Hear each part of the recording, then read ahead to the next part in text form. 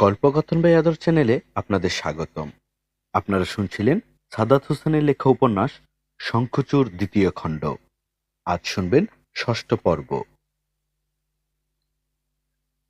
তা অন্নপূর্ণা দেবীর কথাই সত্য হল। খবর পাওয়া মাত্রই ছুটে এলেন চিত্রলেখা দেবী। ভেতরে ভেতরে উদ্গ্রীব হলেও আচরণে তা প্রকাশ করলেন না, বরং নির্লিপ্ত কণ্ঠে বললেন, আমি নিজেই তোমার কাছে আসতাম অন্নপূর্ণা, কিন্তু নানা কারণেই সময় হচ্ছিল না। তা আজ তুমি খবর পাঠিয়ে ভালোই করেছ। বলো, কি খবর তোমার? অন্নপূর্ণা দেবী সরাসরি কথাটি বললেন, আমি সিদ্ধান্ত নিয়েছি রাজবাড়ির সেই গুপ্তকক্ষের সন্ধান আমি আপনাকে দেব দিদি। তাই বলে মৃদু হাসলেন চিত্রলেখা, যেন তিনি জানেন অন্নপূর্ণা তাকে এই কথা বলার জন্য এখানে ডাকেননি, তার অন্য কোনো উদ্দেশ্য আছে। তাহলে যে গুপ্তকক্ষের কথা এতদিন এত চেষ্টা করেও তিনি উদ্ধার করতে পারেননি, সেই কথা তিনি নিজ থেকে এত সহজে বলার মানুষ নন। হ্যাঁ দিদি, বিনিময়ে তোমাকে কি দিতে হবে? আমার আর বিনিময় কি? আমি এক অসহায় রাজবন্দী, কারাগারের চার দেয়ালে যার মৃত্যু লেখা। সে কি করে বিনিময়ের জন্য দর কষাকষি করার ক্ষমতা বা সাহস রাখে? শুনো, মানুষ ভাবে জগতে বুঝি ধনরত্নই সবচেয়ে দামি। একথা সত্য নয়। জগতে সবচেয়ে দামি হলো তথ্য। যার কাছে যত তথ্য আছে, তথ্য কেবল তথ্য বা খবর অর্থেই তথ্য নয়, জ্ঞানও কিন্তু এক প্রকার তথ্যই। সুতরাং যার কাছে যত বেশি তথ্য আছে জগতে, সেই তত বেশি ধনী, তত বেশি শক্তিশালী। এই রাজবাড়ি সম্পর্কে তোমার কাছে এমন এমন সব তথ্য আছে যে সেগুলো যতক্ষণ অবধি তুমি প্রকাশ না করবে, ততক্ষণ অবধি তুমি যেখানে যে অবস্থাতেই থাকো না কেন, তুমি দুর্বল নও। এবং কথা আমার চেয়েও ভালো তুমি জানো। ফলে তোমার যে দর কষাকষির সুযোগ ও সক্ষমতা আছে তাও তুমি জানো। সুতরাং তুমি যে আমায় ওই তথ্য শর্তহীন দেওয়ার জন্য এখানে ডেকে এনেছো, তা আমি বিশ্বাস করি না। এবার বলো তোমার উদ্দেশ্য। অন্নপূর্ণা দেবী হাসলেন, তারপর চুপ করে রইলেন বেশ কিছুক্ষণ। তারপর শান্ত ভঙ্গিতে বললেন, আমার জীবনের সবচেয়ে বড় ভুল কি জানেন দিদি? কি?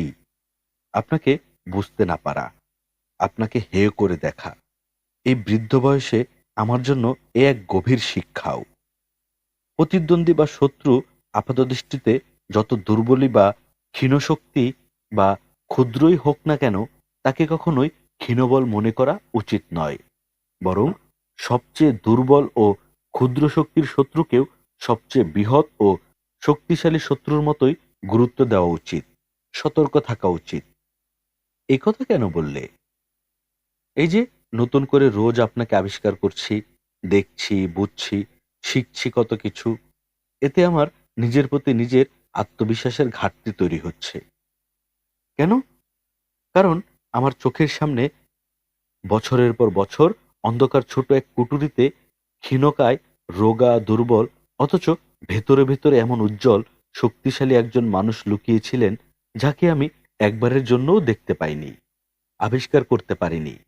এর চেয়ে বড় ব্যর্থতা আমার আর কি হতে পারে? আমি আপনার এই ক্ষুরধার চিন্তাশক্তিকে, দূরদৃষ্টির ক্ষমতাকে একবারের জন্য পাঠ করতে পারিনি। অথচ চারপাশের মানুষ, পরিস্থিতি, মানুষের ভাবনাকে পাঠ করার ক্ষমতা আপনার অসাধারণ দিদি। আজ হঠাৎ আমার এত প্রশংসা করছো, ওতে আমার মন গলবে বলে ভাবছো? যে অমোচনীয় ক্ষত ও ক্ষতি তুমি আমার বুকে চিরজীবনের জন্য গেঁথে দিয়েছ, তা এতে মুছবে বলে ভাবছো? ছি দিদি, আপনার সম্পর্কে অমন তুচ্ছ ভাবনা আমার, এ আপনি কি করে ভাবছেন?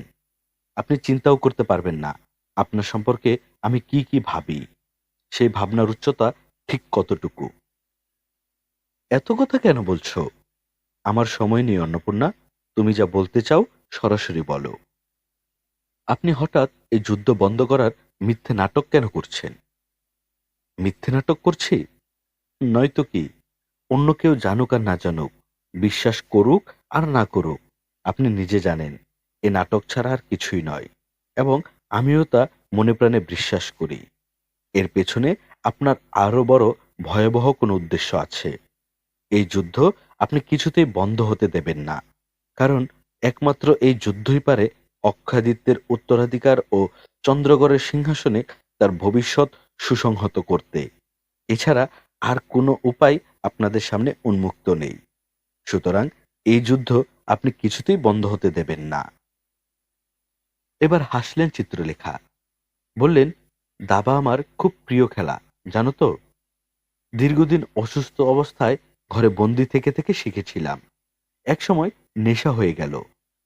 প্রতিপক্ষ আমার পরবর্তী চাল নিয়ে কি ভাবছে তা ভেবে আমার খুব আনন্দ হতো, কিন্তু খুব ভালো প্রতিদ্বন্দ্বী কাউকে পেতাম না, ফলে খেলেও আনন্দ হতো না। এখন মনে হচ্ছে তুমি আমার যোগ্য প্রতিদ্বন্দ্বী হতে পারতে, খেলে আনন্দ পাওয়া যেত। তাই এটাও তো একটা খেলাই। এই যে এখন তুমি আমার পরবর্তী চাল নিয়ে ভাবছো, এটি আমায় আনন্দ দিচ্ছে। তা তুমিই বলো, আমার উদ্দেশ্য কি হতে পারে? বললামই তো, আপনি কিছুতেই কোনো অবস্থাতেই এই যুদ্ধ বন্ধ হতে দেবেন না, বরং আরো অনিবার্য, অপরিহার্য ও শক্তিশালী করে তুলবেন। চিত্রলেখা জবাব দিলেন না। তার ঠোঁটের কোণায় মৃদু হাসি, যেন অন্নপূর্ণার সঙ্গে এই মনস্তাত্ত্বিক খেলায় তিনি ভীষণ আনন্দ পাচ্ছেন। কৃষ্ণেন্দু মিত্রের কারণে যে পরিস্থিতি তৈরি হয়েছে তা আপনাকে বরং সতর্ক করে দিয়েছে। ফলে এখন থেকে আগের যে কোনো সময়ের চেয়ে আরো বেশি সাবধানে পা ফেলবেন আপনি। কাউকেই আর সহজে বিশ্বাস করবেন না, এমনকি কৃষ্ণেন্দু মিত্রকেও না। বরং এখন থেকেই তার প্রতি আপনার অবিশ্বাস তৈরি হয়েছে। ফলে এই যুদ্ধকে আগের যে কোনো সময়ের চাইতেও অনেক বেশি অপরিহার্য, তীব্র ও ভয়ঙ্কর করে তুলবেন আপনি। অথচ সেটি চট করে কিছুতেই রায়পুরকে আঁচ করতে দেবেন না, তাই তো? এ তো খুব সহজ অঙ্ক হয়ে গেল অন্নপূর্ণা দেবী। তোমার মতো কেউ এত সহজ কিছুই কেবল অনুমান করতে পারবে, এ আমি আশা করিনি। আমার পরিস্থিতিতে থাকলে যে কেউ এইসব করবে, এর বিকল্প তো আর কিছু নেই। আর এটুকু আঁচ করতে তো অন্নপূর্ণা দেবী হতে হয় না।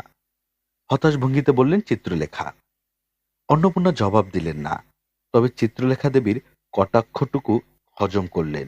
তারপর বললেন, কিন্তু আপনি তা কিভাবে করবেন? কি, এই যুদ্ধ আরো তীব্র কিংবা অপরিহার্য কিভাবে করবেন?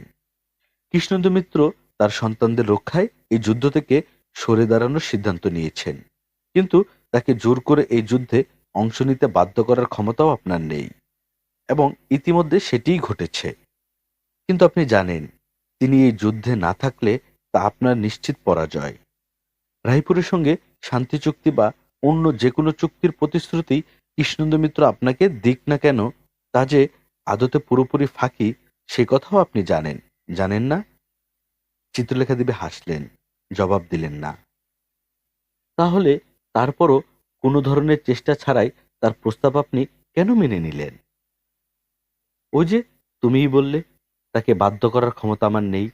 তাহলে তার প্রস্তাব বা সিদ্ধান্ত যাই বলো না কেন, তা বিনা বাক্যেই মেনে নেয়া ছাড়া আমার আর কি করার ছিল? ছিল আর কোনো উপায়? না থাকলেও অন্তত এভাবে এত সহজে তার সিদ্ধান্ত আপনার মেনে নেওয়ার কথা নয়। তাহলে কি করার কথা? যে কোনো মূল্যে, যে কোনো উপায়ে তাকে তার সিদ্ধান্ত পরিবর্তন করানোর চেষ্টা করা। এই যুদ্ধে সর্বশক্তি নিয়ে তাকে ঝাঁপিয়ে পড়তে বাধ্য করার চেষ্টা করা। তাকে বাধ্য করার ক্ষমতা কি আমার আছে অন্নপূর্ণা? তুমিই তা বললে, জানো সব। ক্ষমতা হয়তো নেই, কিন্তু অন্য কিছু হয়তো আছে। অন্য কি থাকবে? কৌশল? যেন নিজেকেই নিজে প্রশ্নটা করলেন অন্নপূর্ণা দেবী। অনেকটা স্বগতোক্তির মতো যেন আনমনে নিজেকেই এই সম্ভাবনার মুখোমুখি দাঁড় করালেন। কৌশল? হুম। গভীর ভাবনার অতল থেকে অন্নপূর্ণা দেবী হঠাৎ যেন মাথা তুলে তাকালেন। তারপর বললেন, ভয়ানক কোনো কূটকৌশলে তাকে জড়াতে চাইছেন আপনি। ভয়ঙ্কর কোনো ফাঁদে ফেলতে চাইছেন, যে ফাঁদ থেকে বেরোনোর কোনো উপায় আর তার জানা থাকবে না। এতক্ষণে যেন ধীরে ধীরে মাথা পরিষ্কার হতে লাগলো অন্নপূর্ণা দেবীর। ফাঁদ? শান্ত ভঙ্গিতেই প্রশ্নটা করলেন চিত্রলেখা। কিসের ফাঁদ?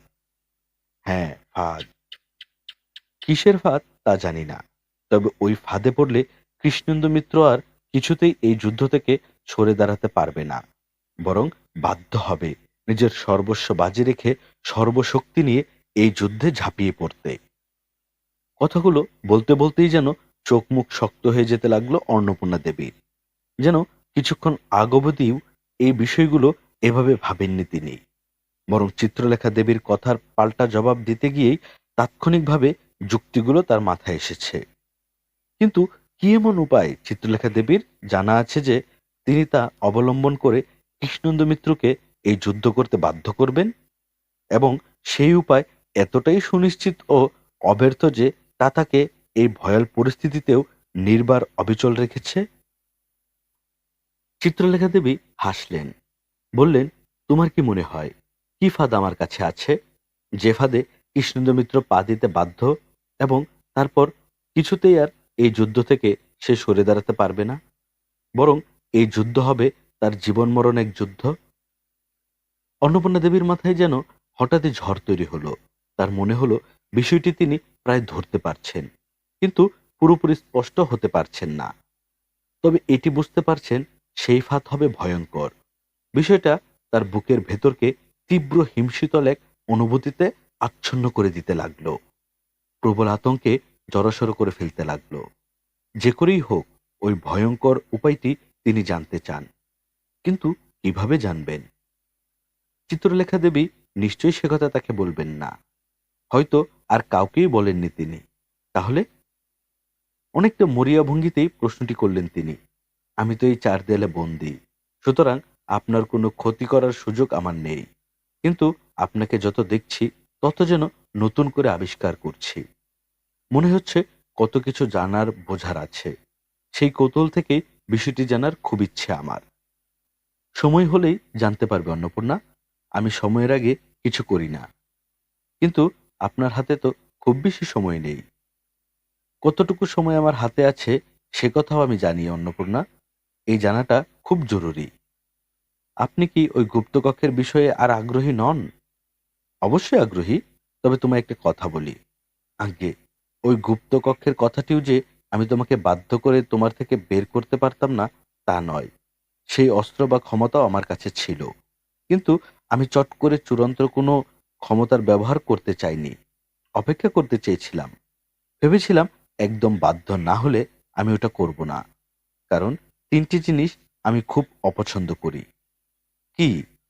অস্ত্রের ঝনঝনানি, শাখার কনকনানি, আর টাকার করকরানি। মানে? মানে বলে সামান্য থামলেন চিত্রলেখা দেবী। তারপর বললেন, অস্ত্র বলতে ক্ষমতার কথা বলা হয়েছে। মানুষের হাতে যখন ক্ষমতা বা অস্ত্র থাকে, বেশিরভাগ মানুষই তখন সেটির দাপট লুকিয়ে রাখতে পারে না, ব্যবহার না করে থাকতে পারে না। আর আচার আচরণে ওই ক্ষমতার দম্ভ সারাক্ষণ যে প্রকাশ করতে থাকে। তার আচার আচরণেই ওই ক্ষমতার দম্ভ সারাক্ষণ সে প্রকাশ করতে থাকে। প্রয়োজনে অপ্রয়োজনে যথেচ্ছ ব্যবহার করতে থাকে। কিন্তু ক্ষমতার এই অপ্রয়োজনীয় অবাধ ব্যবহার, প্রদর্শনপ্রিয়তা যে তার বিপদ ডেকে আনে তা সে জানে না। একইভাবে হাত ভর্তি শাখা, পকেট ভর্তি পয়সা যাদের থাকে তারাও বেশিরভাগই তা লুকাতে পারে না। সারাক্ষণ অন্যদের তার শব্দ শোনাতে চায়, কারণে অকারণে জানাতে চায়, দেখাতে চায়, বোঝাতে চায় যে তার পয়সা আছে, অলংকার আছে। কিন্তু এতেও বিপদ বাড়ে বই কি কমে না। আমি তাই আমার অস্ত্র কিংবা ক্ষমতার যথেচ্ছ ব্যবহার করতে চাইনি, চাইও না। যেখানে যখন যে অস্ত্রের প্রয়োজন আমি কেবল তখন সেখানে সেই অস্ত্র ব্যবহার করতে চাই। অপ্রয়োজনে অস্থানে আমি আমার সবচেয়ে গুরুত্বপূর্ণ অস্ত্র প্রয়োগ করতে চাইনি। কি সেই গুরুত্বপূর্ণ অস্ত্র যা এমনকি ওই গুপ্তকক্ষের হদিশ বের করতেও আপনি ব্যবহার করেননি, যা আপনার কাছে এতটাই গুরুত্বপূর্ণ? চিত্রলেখা আবারও হাসলেন, মৃদু বক্র হাসি। হয়তো শেষ অবধি ব্যবহার করতাম, আর তা তোমাকে তোমার সকল গোপন তথ্য প্রকাশের মুহূর্তের মধ্যে বাধ্য করত। আপনি এতটাই নিঃসন্দেহ? হ্যাঁ, কিন্তু এখন ওই গুপ্ত কক্ষের চাইতেও আরো অধিক গুরুত্বপূর্ণ প্রয়োজনে সেই অস্ত্রের ব্যবহার অব্যর্থ ও জরুরি হয়ে উঠেছে। ফলে আপাতত আমি আর ওই গুপ্ত কক্ষ নিয়ে ভাবছি না। আগে এই প্রয়োজন শেষ হোক, তারপর আপনা আপনি সব হবে। চিত্রলেখা দেবী কথা শেষ করলেও অন্নপূর্ণা দেবী কথা বললেন না। তার সমগ্র চিন্তার জগতে যেন হঠাৎ তুমুল আলোড়ন শুরু হলো। প্রবল কোনো ঝড়ের মুহুর্মুহ আঘাতে এলোমেলো হয়ে যেতে লাগলো সবকিছু। প্রবল কোনো ঝড়ের মুহুর্মুহ আঘাতে এলোমেলো হয়ে যেতে লাগলো সবকিছু। কি এমন অব্যর্থ ও শক্তিশালী অস্ত্র চিত্রলেখা দেবীর কাছে আছে, যে তা একই সঙ্গে অন্নপূর্ণা দেবী ও কৃষ্ণেন্দু মিত্রকে টলিয়ে দেওয়ার ক্ষমতা রাখে? অনেক ভেবেও এই প্রশ্নের উত্তর তিনি খুঁজে পেলেন না। কৃষ্ণেন্দু মিত্রের সঙ্গে তার স্বার্থ সংশ্লিষ্ট কোনো সম্পর্ক নেই। ফলে একই অস্ত্রে দুজনকে ঘায়েল করার চিন্তাটাও স্বাভাবিক কিংবা সহজ নয়। কিন্তু চিত্রলেখা দেবীর কথা শুনে মনে হচ্ছে তিনি তার অস্ত্রের কার্যকারিতা সম্পর্কে পুরোপুরি নিশ্চিত। বিষয়টি রহস্যময় এবং দুশ্চিন্তার। চিত্রলেখা দেবী বললেন, কি ভাবছ অন্নপূর্ণা? আমি আপনার কথা বুঝতে পারছি না। পারবে, খুব দ্রুতই পারবে। আমার হাতেও যে খুব বেশি সময় নেই।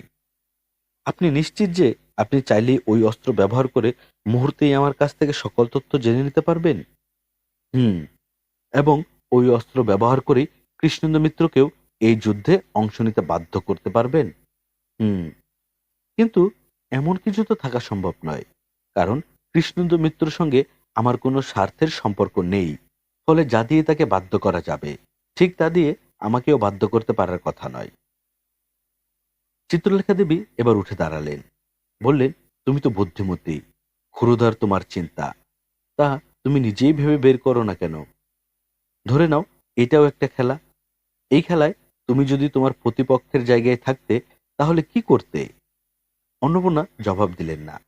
চিত্রলেখা বললেন, এবার বলো, তুমি আমায় কেন ডেকে পাঠিয়েছিলে? কেন তুমি নিজ থেকেই ওই গুপ্তকক্ষের তথ্য আমায় দিতে চেয়েছিলে? অন্নপূর্ণা জবাব দিতে গিয়ে থমকে গেলেন। তার আচমকা মনে হলো তিনি চিত্রলেখা দেবীর সেই অব্যর্থ শক্তিশালী গোপন অস্ত্রের বিষয়টা ধরতে পেরেছেন। সেটি ভয়ঙ্কর, এবং এতটাই ভয়ঙ্কর যে কথাটি মাথায় আসতেই অন্নপূর্ণা দেবীর সারা শরীর শিউরে উঠল। মেরুদণ্ড বেয়ে নেমে যেতে লাগলো তীব্র ভয়। তিনি আচমকা ছুটে এসে চিত্রলেখা দেবীর পা জড়িয়ে ধরতে চাইলেন, কিন্তু পারলেন না। তার আগেই লোহার শিকলে বাধা পেয়ে মুখ থুবড়ে পড়লেন বন্দিশালার মেঝেতে। তারপর থুতুনি বেয়ে উষ্ণ রক্তের ধারা নেমে আসতে লাগলো। সেদিকে তাকিয়ে ভ্রুকুটি করলেন চিত্রলেখা দেবী। বললেন, এই শাস্তিটা তোমার প্রাপ্যই ছিল অন্নপূর্ণা। কি বলো, ছিল না? অন্নপূর্ণা দেবী হঠাৎ কেঁদে ফেললেন। চিত্রলেখা অবশ্য তার সেই কান্নায় কর্ণপাত করলেন না, বরং ভাবলেশীন কণ্ঠে বললেন, এই যুদ্ধ শেষে বিজয়ীর বেশে তোমার সঙ্গে আমার আবার দেখা হবে অন্নপূর্ণা। আর তখন তোমার সন্তান বিনয়াদিত্যের খণ্ডিত মস্তকও আমি তোমায় উপঢৌকন দিতে পারবো বলে আশা রাখি। আর তাতে চন্দ্রগড়ের সিংহাসন নিয়ে তুমি এতদিন আমার সঙ্গে যা যা করেছ, তার পুরোপুরি প্রায়শ্চিত্তও হবে। বলেই ঘুরে হাঁটতে শুরু করলেন চিত্রলেখা।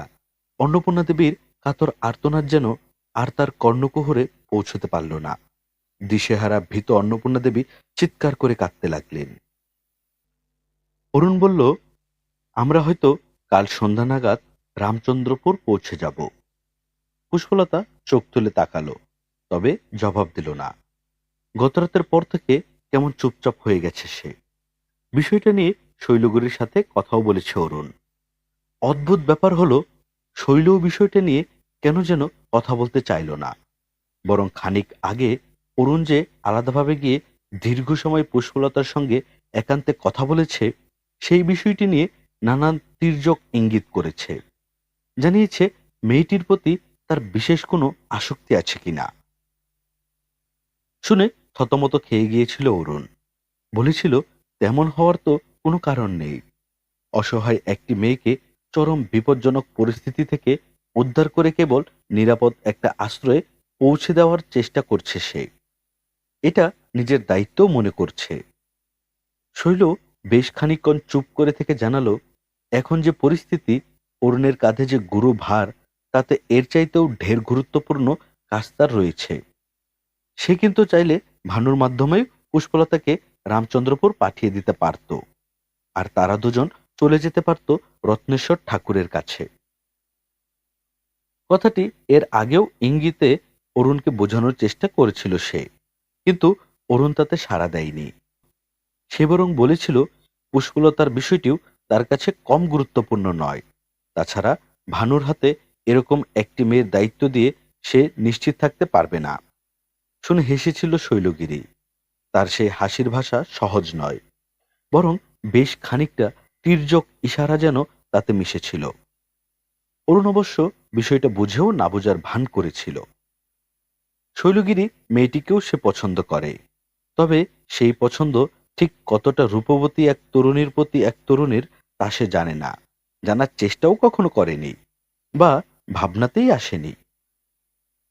তবে সে যা জানে তা হলো শৈলগিরি আর 10টি সাধারণ মেয়ের মতো নয়। তবে সে তার সাহস ও গুণে অনন্য। তার ব্যক্তিত্ব ক্ষুরধার, ফলে একজন নারী হিসেবে চট করে তার প্রতি আসক্ত হওয়ার সুযোগ খুব একটা থাকে না, বরং তৈরি হয় সমীহ ও সম্মান। নিজের বন্দিদশায় যে শৈলগিরিকে নতুন করে আবিষ্কার করেছিল, তা তাকে মেয়েটির প্রতি প্রবলভাবে মুগ্ধ করেছিল। মনে হয়েছিল এই বয়সেই যে অসাধারণ নেতৃত্ব গুণ, কৌশল ও বুদ্ধিদীপ্তিতে নিজেকে সে দুঃসাহসী এক মানুষে পরিণত করেছে, তা বিরল।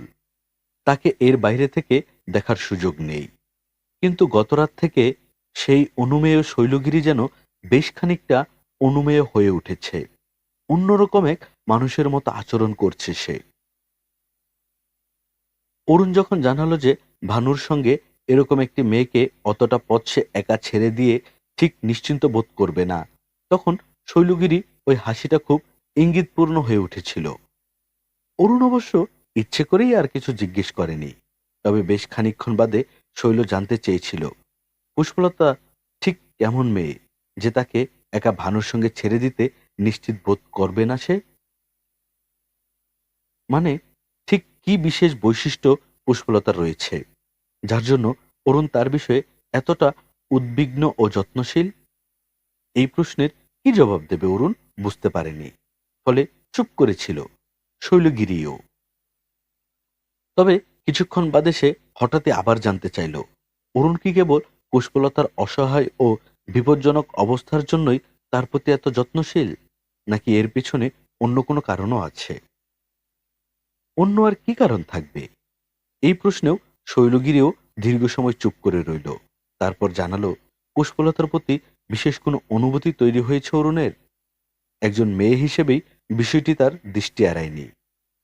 অরুণ নিজেও হয়তো বুঝতে পারছে, কিন্তু স্বীকার করতে চাইছে না। শৈলগিরির এমন প্রশ্নে বিব্রত বোধ করলেও কথাটি নিজের মনে ভেবে দেখল অরুণ। আর তখনই মনে হলো ভীষণ মন খারাপ হয়ে আছে তার। একটা গাঢ় বিশাল মেঘ যেন কোথা থেকে উড়ে এসে ক্রমশ বুকে জোরে বসেছে, ভার করে দিচ্ছে বুক।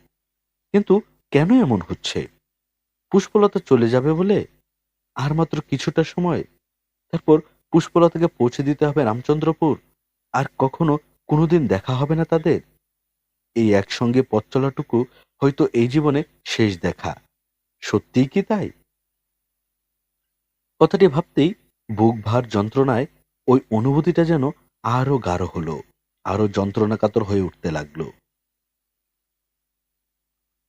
অরুণের ওই নীরবতা শৈলগিরিকে ভেতরে ভেতরে আগন্তুক অস্থিরতার বিশেষ এক অনুভব দিতে লাগলো। গতরাতে পুষ্পলতার প্রতি অরুণাদিত্যের সেই বিমুগ্ধ গভীর দৃষ্টি সে কখনোই ভুলবে না। কিন্তু ওই সামান্য তাকিয়ে থাকাটুকুই কেন তার ভেতরে অচেনা অজানা এক আগন্তুক অনুভূতিটাকে বয়ে নিয়ে এলো? এমন তো হওয়ার কথা নয়। এরপর রাতে যখন আগুনের কুণ্ডের পাশ থেকে দূরে গিয়ে পুষ্পলতার সঙ্গে একান্তে কথা বলল অরুণ, তখন অনেক চেষ্টা করেও নিজের দৃষ্টি সংযত করতে পারেনি শৈলগিরি।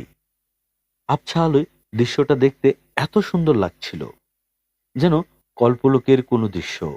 এক অন্ধকার গহীন বন, সেই বনে আগুনের লালচে আবছা আভায় অদ্ভুত মায়াবতী এক মেয়ে কেমন অভিমানী ভঙ্গিতে মুখ ফিরিয়ে তাকিয়েছিল উদাসীন হয়ে। পুষ্পলতার বসন উজ্জ্বল ঝলমলে নয়, বিরামহীন পরিশ্রমে চোখ মুখ জুড়ে রাজ্যের ক্লান্তি। কিন্তু তারপরও ওই মায়াবী আলোয় তাকে দেখে মনে হচ্ছিল রূপকথার কোনো রাজকন্যা। দীঘল কালো চুল, গভীর চোখ, লম্বা টিকালো নাক, আর শরীরের সবটুকু জুড়েই কি অদ্ভুত আকর্ষণীয় নারীসুলভ বঙ্গমাত্রা, যেন যে কোনো পুরুষকে মুহূর্তেই সম্মোহিত করে ফেলার আশ্চর্য ক্ষমতা তার রয়েছে। অরুণাদিত্য যখন তার পাশে গিয়ে দাঁড়ালো আর মেয়েটি মুখ ফিরিয়ে তাকিয়ে রইল অন্যদিকে, তখন মনে হচ্ছিল শিল্পীর তুলিতে আঁকা অপার্থিব সুন্দর এক ছবি, যেন রূপকথার সুদর্শন এক রাজপুত্র তার স্বপ্নের আরাধ্য রাজকন্যার প্রগাঢ় অভিমান ভাঙানোর চেষ্টা করছে, কিন্তু পারছে না। চারপাশের আলো আধারি ওই লালচে আগুনের আভা, ওই অন্ধকারের বন, এলোমেলো বৃক্ষের সারি, আর তার মাঝখানে বসে থাকা ওই তরুণী, সামনে বিচলিত ভঙ্গিতে দাঁড়িয়ে থাকা তরুণীটির দৃশ্য দেখে যে কারো মনে ভালোবাসার চিরন্তন এক ছবি ভেসে উঠবে। অনুভূতিও শৈলগিরিরও হয়তো হয়েছিল, কিন্তু তা কেবল কয়েক মুহূর্তের জন্য। তারপর সঙ্গে সঙ্গে একটি কুণ্ডলি পাকানো গাঢ় ধোঁয়ায় মেঘ যেন তার ওই অনুভূতিটাকে গ্রাস করে সেখানে জাগিয়ে তুলতে লাগলো যন্ত্রণার অনুভব। অনেক চেষ্টা করেও ওই অনুভবটাকে সে তাড়িয়ে দিতে পারল না, বরং আরো গাঢ় হয়ে উঠতে লাগলো। নিজের অজান্তেই যেন ওই মেয়েটি হয়ে উঠতে ইচ্ছে হতে লাগলো তার। তারপর দীর্ঘ সময় পরে অরুণ যখন ফিরল, তখন বলবে না করেও কথাগুলো আর না বলে থাকতে পারল না শৈলগিরি। আর তারপর অরুণের অমন জড়সড় প্রতিক্রিয়া তাকে আরো এলোমেলো করে দিতে লাগলো। কিন্তু কেন এমন হবে তার? এমন তো হওয়ার কথা নয়। অরুণ অবশ্য বলার মতো কিছু খুঁজে না পেয়ে শেষে প্রশ্নটা করেই বসল, শৈলগিরি কি কিছু বলছে পুষ্পলতাকে? শুনে হতবম্ব হয়ে গেল শৈল। সে কেন পুষ্পলতাকে কিছু বলতে যাবে? বরং তার সঙ্গে একটি কথাও তার হয়নি। এই কথা না হওয়াটাই কি অস্বাভাবিক নয়? অরুণের এমন প্রশ্নে শৈলগিরিও থমকে গেল। আসলেই তো, মেয়েটির সঙ্গে কেন কোনো কথা হয়নি তার? সে নিজ থেকে যেমন কিছু বলেনি, তেমনি মেয়েটিও না। তাহলে কি তার উপস্থিতিতে পুষ্পলতাও স্বস্তি বোধ করছে না? না করলে কেন? পুরো বিষয়টি যে স্বাভাবিক নয় এবং অস্বস্তিকর, তা শৈলগিরি নতুন করে উপলব্ধি করতে পারল। মেয়েটি যদি তাকে নিয়ে কোনো আত্মশ্লঘা কিংবা হীনমন্যতায় ভুগেও থাকে, তাহলেও তো তার গুটিয়ে থাকার কোনো কারণ নেই। মানুষ হিসেবে নিজেকে এসব তুচ্ছ প্রতিক্রিয়াশীলতা থেকে মুক্ত বলেই জানত সে। তার ভাবনা ও আচরণের যে ধরন, তাতে পুষ্পলতা যাই ভাবুক না কেন, যত সংকুচিত হয়েই থাকুক না কেন, সে নিজে তো সপ্রতিভ হয়ে গিয়ে পরিচিত হতে পারত। এখানে তারা দুজনেই মেয়ে, ফলে পুষ্পলতার সঙ্গে খানিক ঘনিষ্ঠতা তার হতেই পারত। কিন্তু তেমন কিছুই সে করেনি, বরং নিজেও একটা সুস্পষ্ট দূরত্ব বজায় রেখেছে। শুধু তাই নয়, সেদিন রাতে পুষ্পলতা যখন চোখ খুলে তাকে ওভাবে তাকিয়ে থাকতে দেখেছিল, দুজনের চোখাচোখি হয়ে গিয়েছিল, তখনও বন্ধুত্ব সুলভ কোনো প্রতিক্রিয়াই দেখায়নি শৈলগিরি। অথচ তার উচিত ছিল সৌজন্যসূচক সামান্য হাসি হলেও তাকে ফিরিয়ে দেওয়া। কিন্তু সে তা করেনি, বরং চোখ ফিরিয়ে নিয়েছিল প্রবল উপেক্ষা কিংবা উদাসীনতায়, যা মোটেই স্বাভাবিক কোনো প্রতিক্রিয়াই ছিল না। তার নিজের সঙ্গেও যদি কেউ অমন কিছু করত, সেও কি তখন বিষয়টাকে সহজভাবে নিতে পারত? পারত না। তাহলে সে কেন অমন করল? কেন সামান্য সৌজন্যটুকু দেখালো না? অরুণাদিত্যের ওই মুগ্ধ দৃষ্টি কি তবে অবচেতনেই মেয়েটির প্রতি তাকে ঈর্ষকাতর করে তুলেছিল? বিষয়টি নিয়ে আবারও নতুন করে ভাবল শৈলগিরি, কিন্তু তার অবচেতন মন কিছুতেই কিছু স্বীকার করতে চাইল না, বরং অরুণাদিত্যের প্রশ্নটি তাকে আরো বেশি অনড় করে ফেলল। সে নাকচ করার ভঙ্গিতে কাত নাড়ালো, যেন পুষ্পলতাকে কিছু বলতে তার বইয়েই গেছে। এসব তুচ্ছ বিষয় নিয়ে ভাববার সময় কিংবা ইচ্ছে তার নেই। অরুণও আর কিছু বলল না, তবে দুজনের মধ্যকার শীতল দূরত্বটা সে আরো তীব্রভাবে আঁচ করতে পারল। বিশ্রাম শেষে রাতের বাকি সময়টুকুতে পুষ্পলতার পাশে পাশে পথ চলার চেষ্টা করল অরুণাদিত্য। সে চাইছিল রামচন্দ্রপুর পৌঁছানোর আগে যতটা সম্ভব তার সঙ্গে সময় কাটাতে। তাছাড়া মেয়েটি যে মানসিকভাবে খুব একটা ভালো নেই, কিছু একটা তাকে প্রবলভাবে আহত করেছে, তাও বুঝতে পারছিল সে। ফলে যতটা সম্ভব তার মন ভালো করে দেওয়ার চেষ্টা করলো। বলল, আমাদের এই যাত্রাটা কি অদ্ভুত, তাই না? হুম, মৃদু জবাব দিল পুষ্পলতা। যেন অরুণের প্রতি অভিমানটুকু কিছুতেই প্রশমিত হচ্ছে না।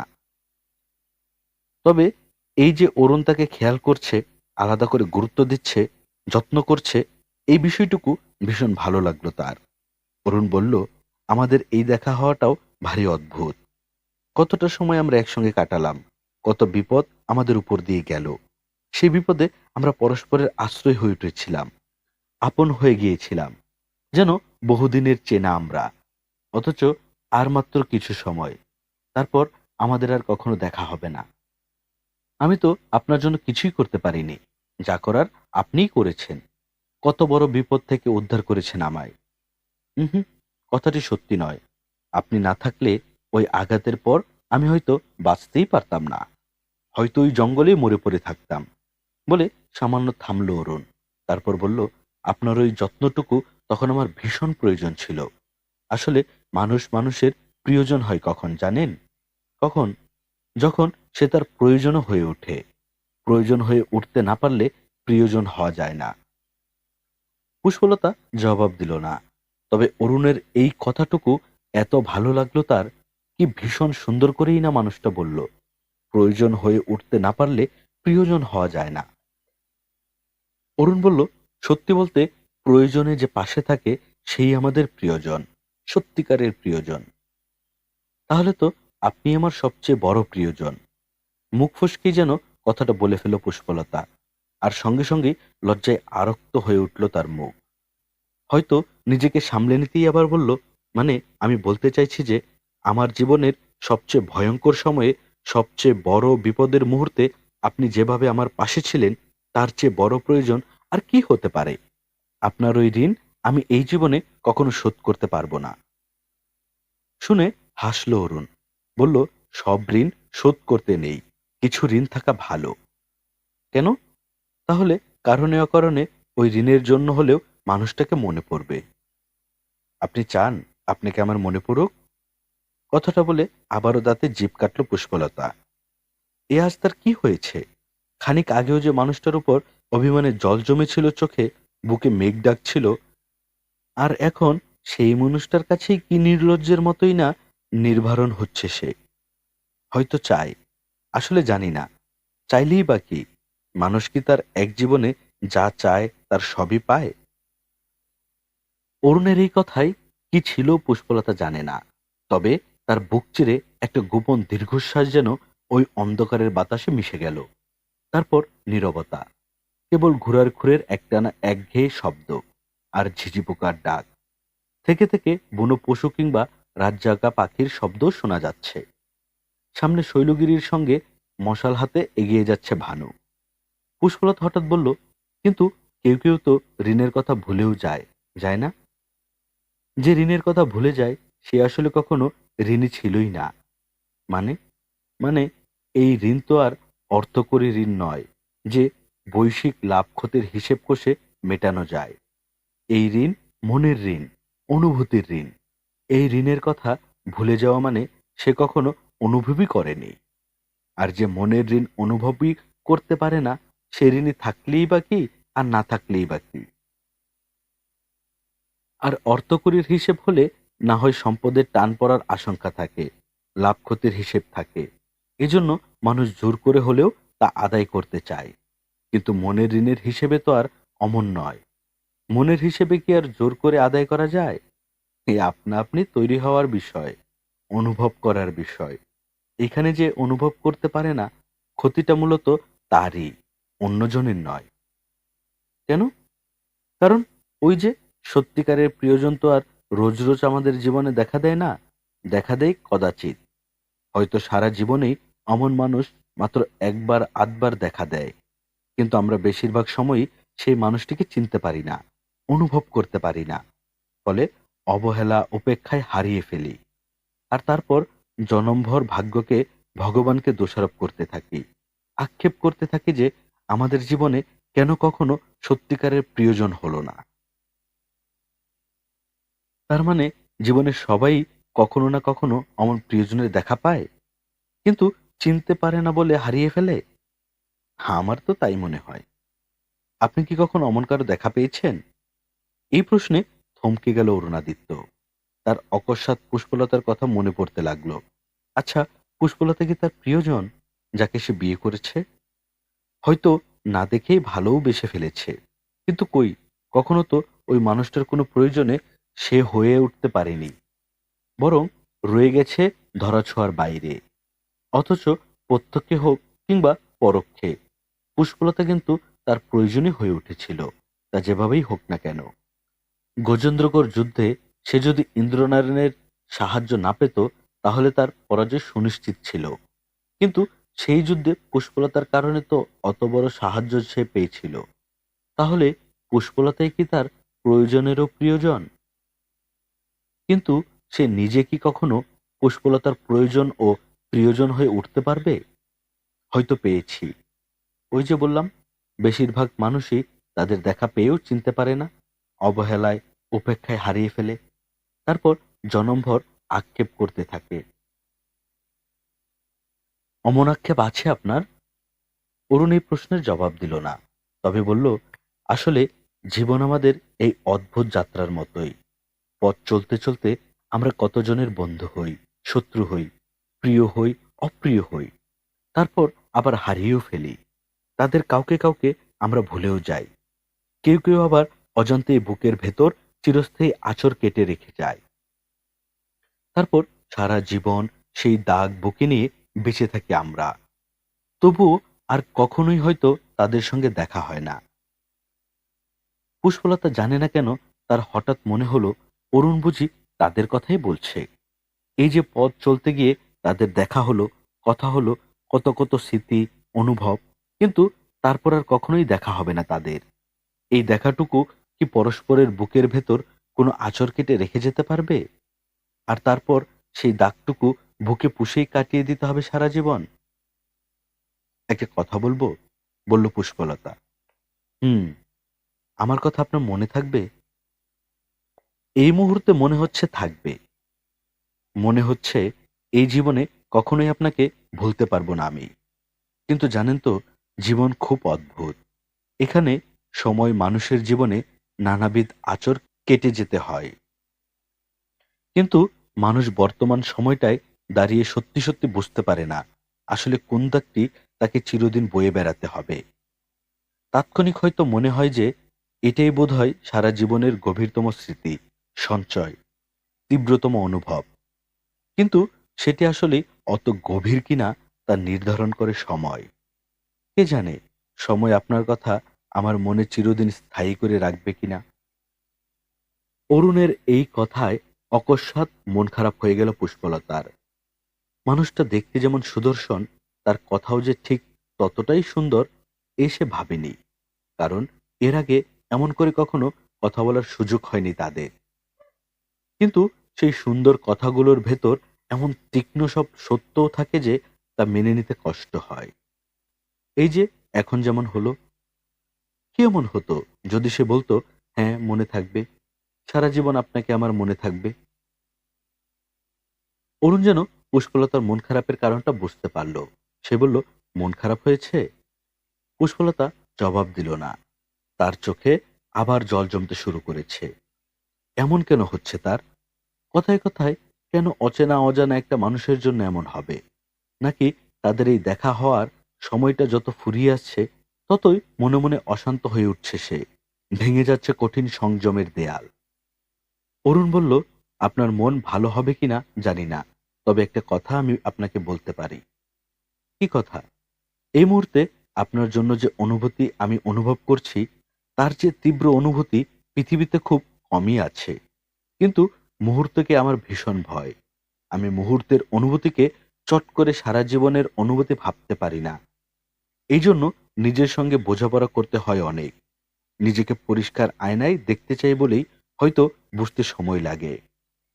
ফলে যখন যা অনুভব করি, তখনই তা চট করে বলে দিতে ভয় পাই, প্রতিশ্রুতি দিতেও। মনে হয় কখনো যদি সেই কথা রাখতে না পারি, যদি ভেঙে ফেলি।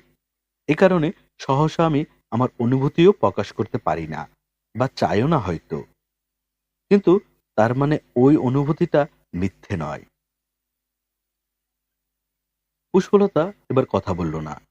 অরুণাদিত্য বলল, এবার আমি আপনাকে একটা কথা জিজ্ঞেস করি। হুম। অস্পষ্টে জবাব দিল পুষ্পলতা। আমার কথা আপনার মনে থাকবে? থাকবে। সারা জীবন? সারা জীবন। এতটা নিশ্চিত করে কিভাবে বললেন? এত নিশ্চিত হয়ে কি কিছু বলা যায়? অরুণের এই প্রশ্নে বেশ খানিক চুপ করে রইল পুষ্পলতা। তারপর হঠাৎ বলল, আমি অনেক ভেবেই কথাটি বলেছি। কি ভেবেছেন? কেন আপনাকে আমার সারা জীবন মনে থাকবে? কেন? কারণ আপনি আমার জীবনে এমন একটা অদ্ভুত অনুভূতি তৈরি করেছেন, অনুভূতিটা তীব্র ও গভীর, এবং সে বিষয়ে আমি নিঃসন্দেহ। কিন্তু সেই অনুভূতির কথাও আমি আপনাকে স্পষ্ট করে সরাসরি বলতে পারছি না। আর মানুষ যে তীব্র অনুভূতির কথা কখনো প্রকাশ করতে পারে না, সেই অনুভূতি সারা জীবন মনে থাকে তার। অরুণ বুঝতে পারল না পুষ্পলতার এই কথার জবাবে সে কি বলবে। তবে এইটুকু বুঝতে পারছে, এই মেয়েটির প্রতি যে তীব্র অনুভূতি তার হয়েছে, তা কেবল তার একার নয়, পারস্পরিক। মেয়েটিও ঠিক একই রকম ভাবে তাকে অনুভব করে। সেটা কি ভালোবাসা? হবে হয়তো। দুজন নারী পুরুষ পরস্পরের প্রতি ভালোবাসা ছাড়া এমন করে আর কোনো অনুভূতি লালন করবে? কিন্তু তাদের দুজনের মাঝেই একটা স্পষ্ট দ্বিধার দেয়াল। সেই দেয়ালটি সুনির্দিষ্ট একটি কারণে। সে নিজে যেমন ডিঙাতে পারছে না, হয়তো মেয়েটিও তেমন। কিন্তু মেয়েটির কি কারণ থাকতে পারে? হঠাৎই জানার ভীষণ কৌতূহল হতে লাগলো অরুণের। শেষ পর্যন্ত প্রশ্নটি করল সে। বলল, কেন বলতে পারছেন না? পুষ্পলতা অবশ্য সঙ্গে সঙ্গেই জবাব দিল না। চুপ করে রইল দীর্ঘ সময়। ভাবছে কথাটি কি করে বলবে, বা বলা সমীচীন হবে কিনা। সেই অবধি সিদ্ধান্তটি নিল সে। বলল, কারণ আমি বিবাহিতা। খুব সহজ, সাধারণ কণ্ঠ পুষ্পলতার। সেই চেষ্টাই সে করেছে। কিন্তু তার ওই কথাটুকুতেই অরুণাদিত্যের বুকের ভেতর প্রবল জলোচ্ছ্বাসের প্রলয়ঙ্কারী এক ঢেউ যেন পার ভাঙা নদীর মতো হৃদয়ের একুল উকুল ভেঙে দিতে থাকল। এই উত্তর সে আশা করেনি। কিন্তু সে নিজেও তো বিবাহিত। তাহলে তাহলে এমন লাগছে কেন তার? পুষ্পলতা বলল, আমি ওই মানুষটাকে ভালোবাসি, প্রচন্ড ভালোবাসি। তাই যতবার ওই মানুষটার কথা আমার মনে পড়বে, তিনি আমার চোখের সামনে এসে দাঁড়াবেন। ঠিক ততবার আপনিও অবচেতনেই আমার সামনে এসে দাঁড়াবেন। আপনার কথাও আমার মনে পড়বে। জানি এই কথাটি বলা অন্যায়, তারপরও বলছি। যেহেতু ওই মানুষটাকে এই জীবনে কখনো আমি ভুলতে পারবো না, তাই আপনাকেও না। পুষ্পলতা থামলেও অরুণ কোনো কথা বলল না। তাদের কথা হলো না পরের সারাটা দিনও। যেন অনেক আয়োজন করে মেঘ জমেছিল আকাশে, বিদ্যুৎ চমকেছিল, বজ্রপাত হয়েছিল। তারপর শুরু হয়েছিল দমকা ঝড়ো হাওয়া, তুমুল বৃষ্টিপাত, প্রবল প্রলয়ঙ্কারী ঝড়। আর সেই ঝড়ের শেষ প্রকৃতি যেমন শান্ত, চুপচাপ হয়ে যায়, ঠিক তেমন চুপচাপ হয়ে গেল দুজন মানুষ। কিন্তু চারপাশে ছড়িয়ে ছিটিয়ে রইল ঝড়ের তাণ্ডবে লণ্ডভণ্ড হয়ে যাওয়া ঘর, গৃহস্থালী, বৃক্ষ, বাগান, প্রকৃতি। এই দুটি মানুষের বুকের ভেতরও ঠিক তেমন। প্রবল ঝড়ের শেষে বুকের ভেতর যেন ছড়িয়ে ছিটিয়ে রইল তাদের টুকরো হৃদয়, অসংখ্য চূর্ণ অনুভব। আর সেই চূর্ণ অনুভব নিয়েই পরদিন সন্ধ্যায় পুষ্পলতাকে রামচন্দ্রপুর পৌঁছে দিল অরুণ। প্রিয় শ্রোতা বন্ধুরা, আপনারা শুনছিলেন সাদাত হোসেনের লেখা উপন্যাস শঙ্খচূড় দ্বিতীয় খণ্ড। আজ শুনলেন ষষ্ঠ পর্ব। গল্প পাঠে আমি আদর ছিলাম আপনাদের সঙ্গে। এরকম গল্প আমরা প্রতিনিয়ত আপলোড করে যাচ্ছি। আপনি যদি আমাদের চ্যানেলে নতুন হয়ে থাকেন, তাহলে অবশ্যই আমাদের চ্যানেলটি সাবস্ক্রাইব করে দিবেন। আমাদের গল্প পাঠ ভালো লাগলে বন্ধুদের সঙ্গে শেয়ার করবেন। পরবর্তী গল্প শোনার আমন্ত্রণ জানিয়ে আজকের মতো এখানেই বিদায় নিচ্ছি। সবাই ভালো থাকবেন, সুস্থ থাকবেন, সুন্দর থাকবেন। আল্লাহ হাফেজ।